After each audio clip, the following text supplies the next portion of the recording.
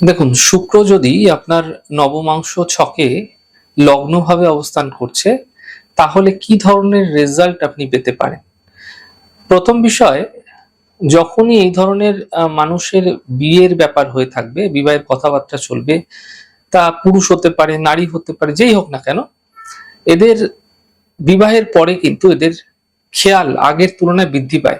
মানে অনেকে আছে না যে নরমাল চলছে, নরমাল জীবনযাপন করছে, সাধারণ জীবনযাপন করছে, কিন্তু লগ্নে যাদের শুক্র থাকে নবমাংশে, তাদের পরে বিয়ের আগের তুলনায় কিন্তু তাদের সমস্ত কিছুতে একটা খেয়াল, তাদের যে দায়িত্ব সেগুলো কিন্তু বৃদ্ধি পেয়ে থাকে।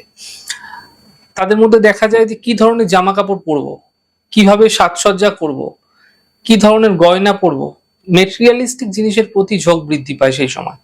আসলে দেখুন, শুক্র সৌন্দর্যকে নির্দেশ করে, আর তাই এক্ষেত্রে এটি অবশ্যই আপনারা যে কোনো জাতক জাতিকার মধ্যে দেখতে পাবেন যাদেরই লগ্নে শুক্র অবস্থান করছে নবমাংশ ছকে।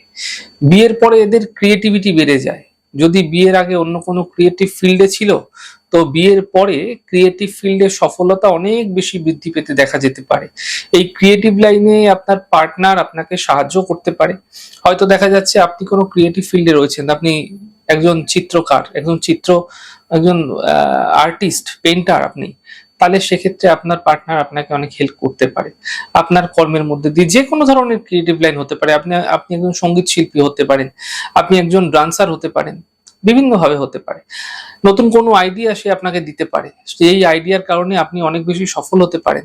শুক্র যেহেতু বিবাহ এবং ভালোবাসার দিকগুলি উন্মোচিত করে, তাই বিবাহের পূর্বে সর্বদা চেষ্টা করতে হবে কোনো ভালো ফ্যামিলিতে যেন তাদের বিয়ে হয়।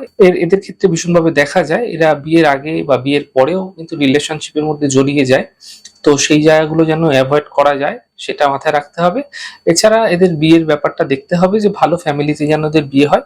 লগ্নে নবমাংসের শুক্র থাকলে সাধারণত ভালো ফ্যামিলির দিকে যেতে পারে।